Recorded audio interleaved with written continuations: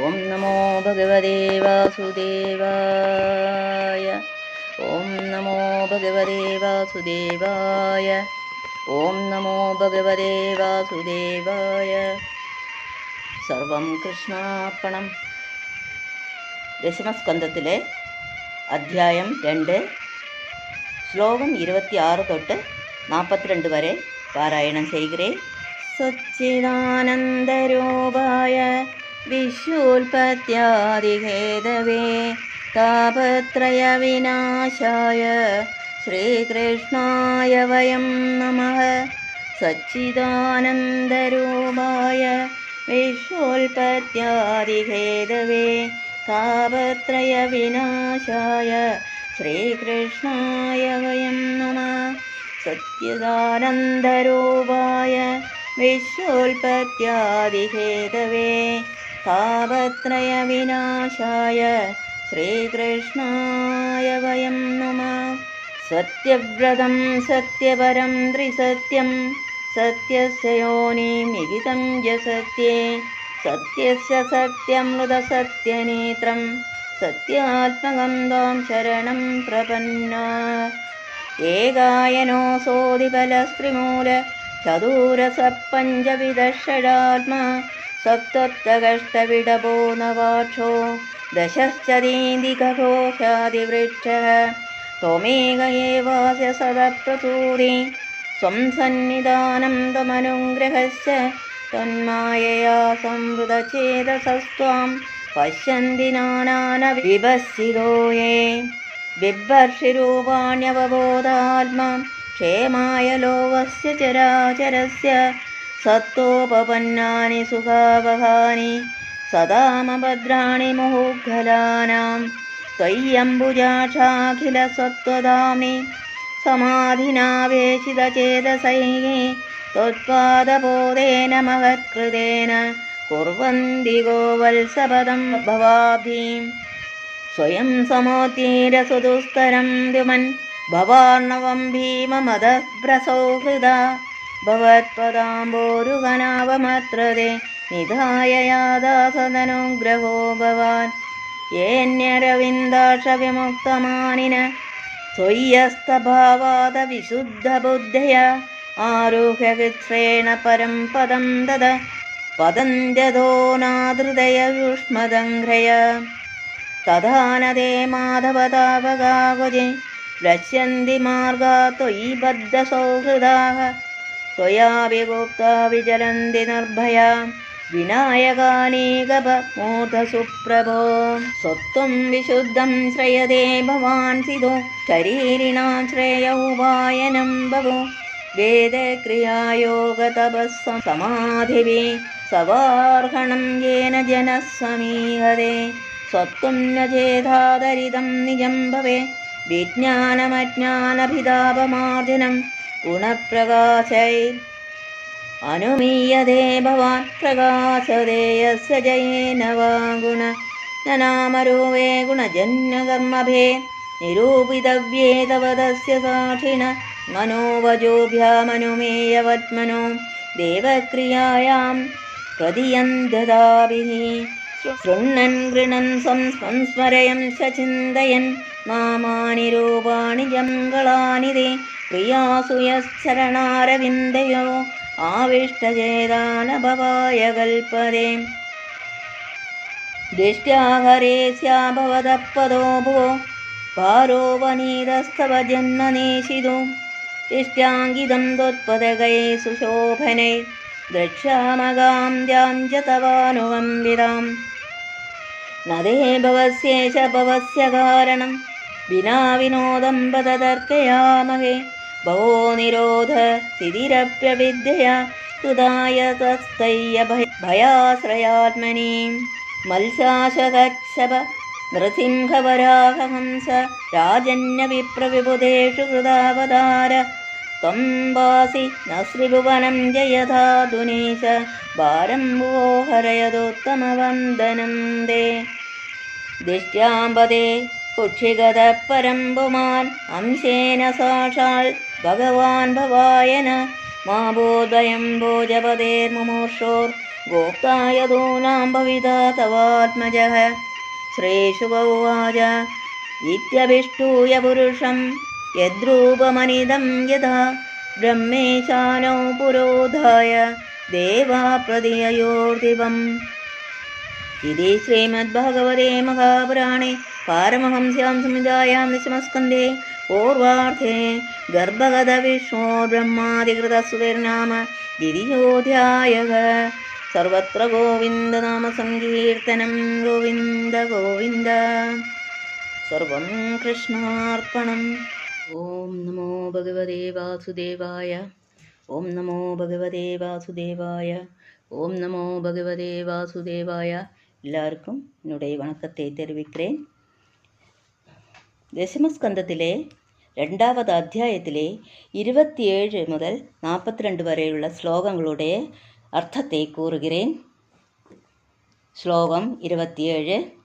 சமஷ்டி அதாவது தொகுப்பு, வியஷ்டி அதாவது பிரிவு, சரீரம் அதாவது உடல் என்கிற உருவான இவ்வுலகமே ஒரு மரம்.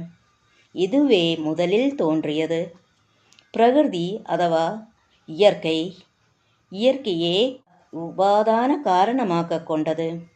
பகவானது மாயையே தனது தோற்றத்திற்கு காரணமாக உடையது. இன்பம் துன்பம் என்னும் 2 பழங்களுடையது. சத்துவம் ரஜசு தமசு என்ற முக்குணங்களையும் வேர்களாக கொண்டது. அறம் பொருள் இன்பம் வீடு என்ற 4 பேறுகளையும் 4 சுவைகளாக கொண்டது. 5 ஞானேந்திரியங்களையும் மெய் வாய் கண் மூக்கு செவி விழுதுகளாக கொண்டது. சோகம் அதாவது வருத்தம், மோகம் அதாவது மயக்கம், ஜரை அதாவது நரை, மிருத்யு அதாவது மரணம், பசி தாகம் என்ற 6 மாறும் தன்மைகள் கொண்டது. தோல் இரத்தம் ஊன் அதாவது மாம்சம், கொழுப்பு அதாவது மேதசு, எலும்பு மஜ்ஜை சுக்லம் என்னும் 7 தோல்கள் உடையது. 5 பூதங்கள் மனம் புத்தி அகங்காரம் என்கிற 8 கிளைகள் கொண்டது. கண் காது மூக்கு வாய் என மேலே அதாவது முகத்தில் 7 தாரங்களையும் கீழே மலதாரங்கள் 2 9 வாயில்களுடையதும், பிராணன் அபானன் வியானன் உதானன் சமானன் நாகன் கூர்மன் குருகரன் தேவதத்தன் தனஞ்சயன் 10 வாயுக்களையும் இலைகளாக கொண்டது. ஜீவாத்மா பரமாத்மா என்கிற 2 பறவைகள் அதில் அமர்ந்துள்ளன. ஸ்லோகம் 28. இவ்வுலகான மரத்தில் தோற்றத்திற்கு காரணம் தாங்களே, அது ஒடுங்குமிடமும் தாங்களேதான், அதனை காப்பாற்றோரும் தாங்கள்தான். தங்கள் மாயையை மறைக்க அறிவு மங்கிய அறிவிலிகள் ஜீவன் வேறு பகவான் வேறு தங்களை பலவராக காண்கிறார்கள். ஆனால் அறிஞர்கள் அவ்வாறு காண்பதில்லை. ஸ்லோகம் 29. பேரறிவாகவும் ஆத்மாவாகவும் உள்ள நீங்கள் அசைப்பொருளும் அசையா பொருளும் கொண்ட உலகில் நலனுக்காக பல வடிவங்களை மேற்கொள்கிறீர்கள். அவை சத்துவகுணம் பொருத்தியவை, நல்லோருக்கு இன்பம் தருபவை, தீயோர்க்கு நல்லதல்லாதவை. ஸ்லோகம் 30. செந்தாமரை கண்ணா, சில அறிஞர்கள் சுத்த சத்துவமே உருவான தங்களிடமே சமாதி நிலையில் ஒன்றுபட்ட திருடமான சித்தத்தால் பெரியோர்களால் கண்டெடுக்கப்பட்ட தங்கள் திருவடியாகிற ஓடத்தை கொண்டு இந்த சம்சார கடலை பசுன் கன்றின் குளம்படியை போல் எளிதில் கடக்கின்றனர். ஸ்லோகம் 31. ஒளி படைத்தவரே, தாங்கள் பக்தர்களான அடியர்களுக்கே அருள் புரிபவர். அனைத்து பிராணிகளிடமும் கருணை கொண்ட சான்றோர்கள் எளிதில் கடக்க இயலான பயங்கரமான இந்த சம்சார கடலை தங்களது திருவடிகளாகிற மரக்கலங்கொண்டு தாங்களும் கடந்து பிறருக்கும் உதவுமாறு அதுதன்னை இவ்வுலகிலேயே வைத்து போயிருக்கிறார்கள். ஸ்லோகம் 32. தாமரை கண்ணா, வேறு சிலர் தாம் முக்தி பெற்று விட்டோம் என்று இருமாப்பில் தங்களிடம் பக்தி செய்யாத மன தூய்மையற்ற பல பிறவிகளில் தவம் செய்து முக்தி பெறுதற்குரிய நற்கடி பிறப்பு நற்சித்தை நல்லவை கேட்டல் மேனிலை அடைந்தும் உமது திருவடிகளில் கருத்தொன்றாமல் மேல்நிலையிலிருந்தும் கீழே விழுகின்றனர். ஸ்லோகம் 33. பிரபுவே மாதவா, தங்களிடம் அன்பு கொண்டு தங்களையே அண்டிய அடியவர்களுக்கு எந்நிலையிலும் நல்வழியிலிருந்தவாறு நழுவதில்லை. படைப்படையாக இடையூறுகள் வந்தாலும் அவற்றை பயமின்றி எதிர்கொண்டு வெற்றி அடைகின்றனர். ஏனெனில் அவர்களை தாங்களல்லவா காக்கிறீர்கள். ஸ்லோகம் 34. நீங்கள் உலகை காக்கும்போது ரஜோகுண தமோகுண கலப்பற்ற தூய சத்துவ குணத்தை ஏற்று ஜீவன்களுக்கு நன்மை புரிகிற திருமேனியை ஏற்கிறீர்கள். அதனால் வேதம் ஓதுதல், வேள்வி புரிதல், தவம் புரிதல் மற்றும் சமாதி யோகம் ஆகியவற்றால் பிரம்மச்சாரிகள், இல்லாழ்வர்கள், பிரானப்பிரஸ்தர்கள், துறவிகள் ஆகிய 4 வகையான மக்கள் தங்களை வழிபடுகின்றனர். ஸ்லோகம் 35. உலகை தோற்றுவித்தவரே, இந்த சுத்த தத்த வடிவத்தை நீங்கள் எதிர்க்காதிருந்தால் அறியாமையையும் அதில் செயலான வேற்றுமை உணர்வையும் நீக்குகிற நேரிட ஞானம் ஏற்படாது.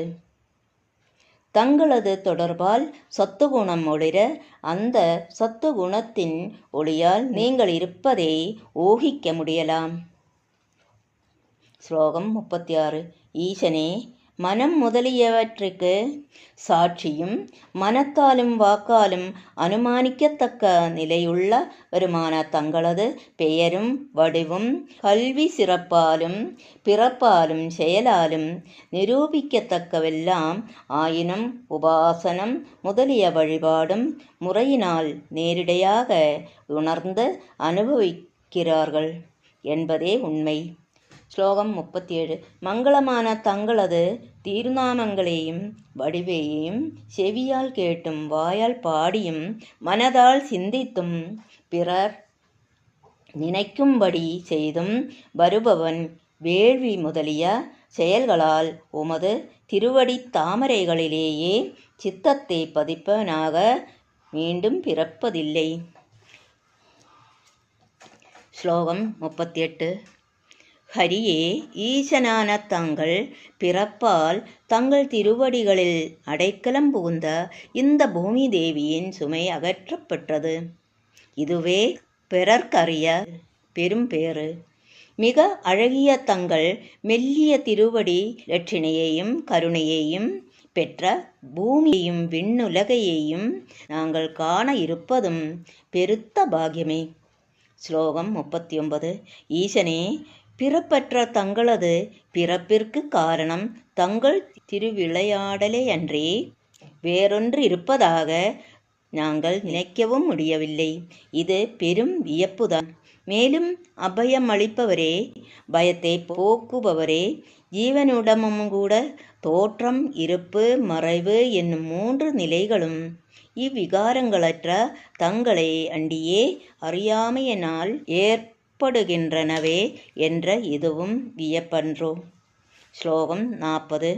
ஈசனே, மல்சர், ஹயக்ரீவர், கூர்மர், நரசிம்ஹர், வராகர், ஹம்சர், க்ஷத்ரியரான ஸ்ரீராமர், அந்தணரான பரசுராமர், தேவனாகிய வாமனன், உபேந்திரன் என்று அவதரித்த தாங்கள் மூவுலகையையும் எண்களையும் முன்பு எப்படி காத்தீர்களோ அதேபோல் இப்போழும் பூமியில் சுமையை விலக்க வேண்டும். யாதவர்களில் சிறந்தவரே, தங்களுக்கு வணக்கம். ஸ்லோகம் 41, 42. தாயே தேவகி, பாக்யவசத்தால் பரம புருஷனான பகவான் நமது நன்மைக்காக தனது பூர்ண கலைகளுடன் உங்கள் திருவயிறு வாய்த்துள்ளார். இறக்கவிருக்கிற போஜ அரசனான கம்சனை கண்டு பயங்கொள்ள வேண்டாம். தங்களது புதல்வன் யாதவர்களே காப்பாற்றுவார்.